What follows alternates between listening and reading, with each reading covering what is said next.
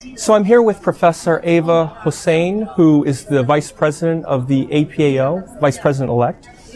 And certainly she's had a very interesting experience as a woman ophthalmologist. She's an expert in cornea, cataract, and glaucoma, and also has interest in retinal issues, which is perfect for our magazine. Now, Ava, can you tell me a little bit about your experience from when you were younger until now in ophthalmology, particularly as it relates to being a woman? Was it very challenging for you? Yes, very much challenging. Yes. Why was that? What were some of the challenges you faced? When I was younger, actually my father was working in a hospital. He was a pharmacist, and during that time I was in residential school. And the campus, we are living in the campus, in the hospital campus. So every day I'm seeing the patient, not every day, but when I came home, at that time I see the patient, and specifically one day I noticed that one person, he is the same person, but behind all a blind person. Just one after another, they are holding the shoulder of that one, and then one. In this way, around 20 of them are going to a place. Oh. So I was at that time about 10 or 11 years old. So in my curiosity, I went there. Why they are in a long queue and holding the shoulder. So I noticed that they are going in front of the operation theater and sitting there all together, and then one after another somebody calling them and enter into the operation theater. And so in the next day I was asking my father whether I can go there, whom the patients are operated yesterday. I could see what's the condition, as because they cannot see anything before surgery. So my father took me there, and at that time there was no implant, intraocular lens implant. So I found that everybody wearing the dark glass, but they are so happy. When I asked one person, could you see? He just take off the glass, and he had a so nice smile on his face that I can recognize that he can see me at least like that. And I am showing how many finger. He is telling me that it is 2 or 3 like that. So from that day onwards, I was thinking that this is the specialty. One can go blind. I always told my student or the patients that if I just close my eye, I became blind. But actually my conscious mind and unconscious mind know that I am really not blind, as when I open the eye, I can see everything. So I could not realize the feelings, the emotion, the sadness of that blind people. But still I want to feel that feelings. With that feelings,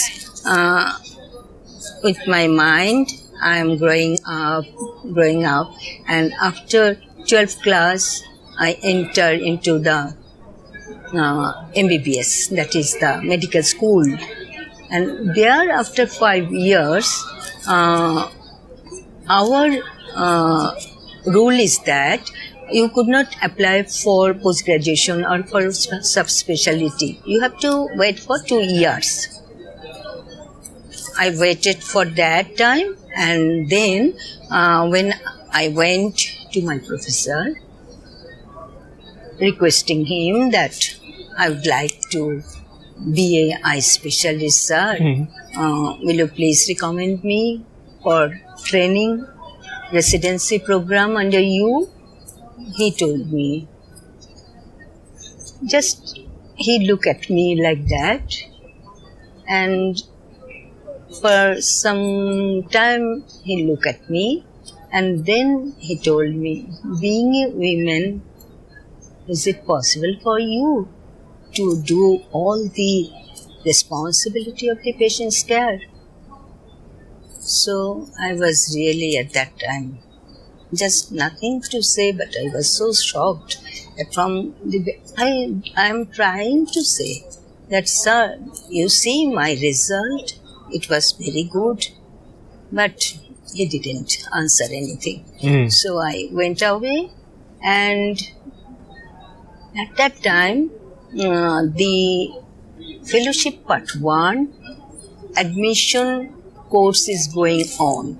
So there is some time. I have filled up the form and submit it to the office, and one day I called for interview, just like you are calling me. So I went there with a very scared way. What to happen if I'm not qualified? At that time I have to qualify it. Otherwise, that is not the only recommendation, but I have to qualify.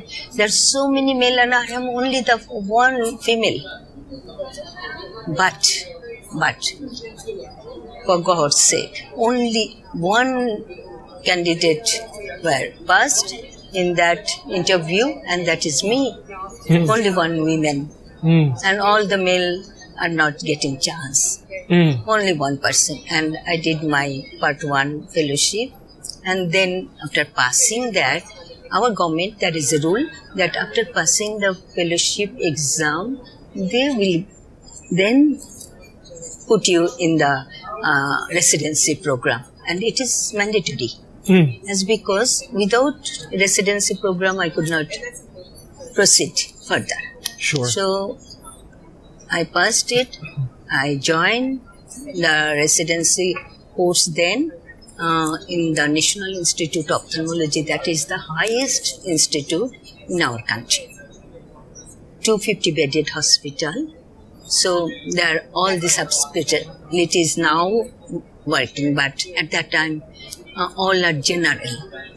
But at that time, my mentor, my teacher, my professor, he was working in Birmingham, UK, for continuously 14 to 15 years like that. Right. He was consultant there for so many years, and after coming back to Bangladesh, he was the pioneer of microsurgical technique. And he's doing the retinal detachment surgery. So he told me that you please do the dissertation in retinal detachment. Okay. I was really so pleased that retinal detachment we didn't know in the undergraduate level. We are only knowing that cataract, cornea, glaucoma, conjunctivitis, like that. But when he told me, I am just taking all the history, assisting with him, and he showed me everything, how to do the indirect ophthalmoscopy, how to treat the patient. So I did and learned, and after that I'm in a course of fellowship part 2, and I also passed part 2, and I became in 1985.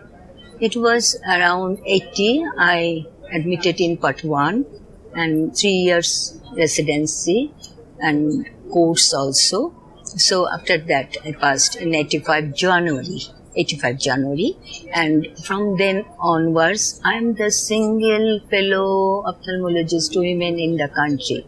And the only one? Only one. My only goodness. one, no other. And from then onwards I am trying to convince the girl, come, this subject, this is a very nice subject, sophisticated subject, and not that much emergency. You can see the family, you can do the job also. So after 7 to 8 years I am alone, and then some are coming, but now at present almost 160 around all are becoming ophthalmologists, and they are assistant professor, associate professor, like that, and 1 or 2 became the professor also, my student. Well, all I have to say is congratulations. Thank you so much. And thank you for joining us today. It's Thank you. wonderful to hear your story and that of obvious success. Thank you. Thank you so much. Thank you.